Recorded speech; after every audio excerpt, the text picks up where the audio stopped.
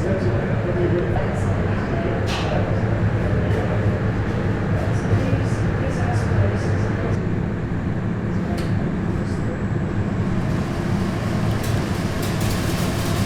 able to remove it.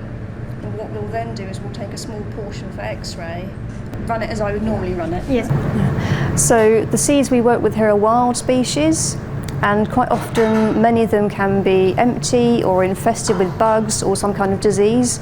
So it's important for us to clean them as much as we can.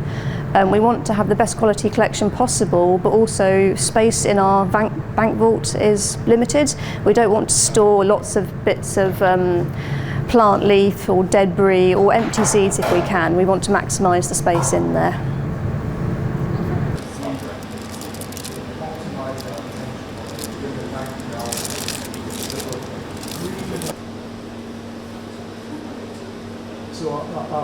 I'm just lifting up the plate to see what's happened, and one was germinated here, added to it, and none have germinated this week. The United States, where it's mostly dryland flora. Okay, francophone countries in Africa, Mali, Burkina Faso. It's all. Have I got that right? It's so conversion of forest to agriculture, things like that. Not from commercial places. That's something we want. We're sometimes referred to as a doomsday vault, but that's not really the sort of way we're looking at it. We're an active research facility here, so we're always researching seed dormancy and different seed traits, sending seeds to the moon, doing things like that, or to space, to find out more about their characteristics and different pressures.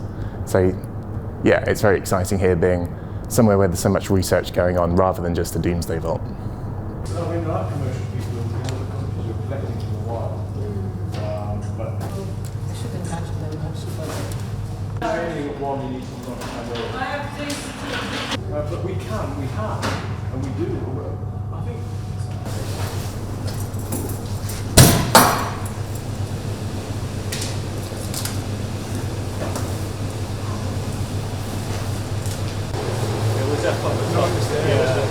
Back to space.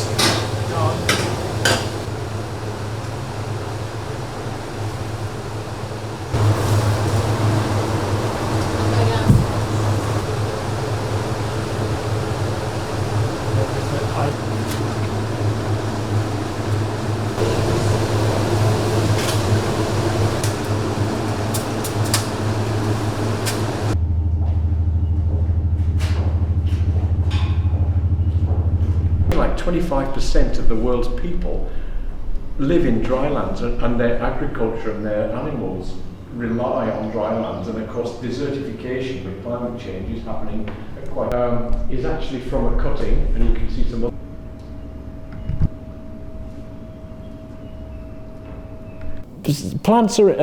Plant species are endangered for a number of reasons, through climate change, new diseases, exotic species, but mainly through land use change, and increasingly through climate change. So in the end, it is all human pressure. We change the land use for our own purposes, and climate change looks as if it's at least partly due to human industrial activity.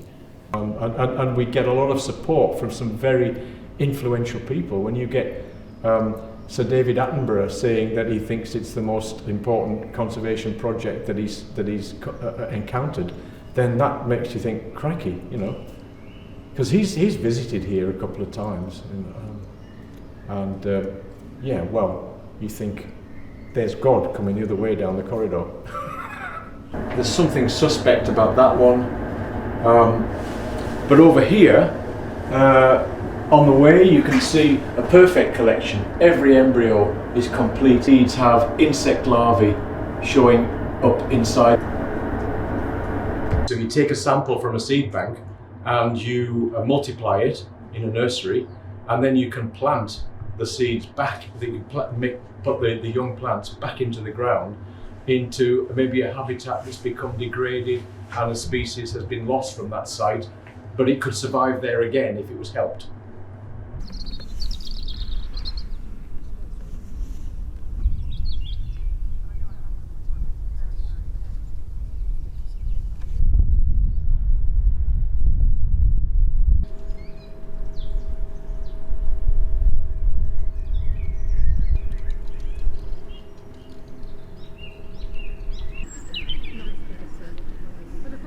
What TV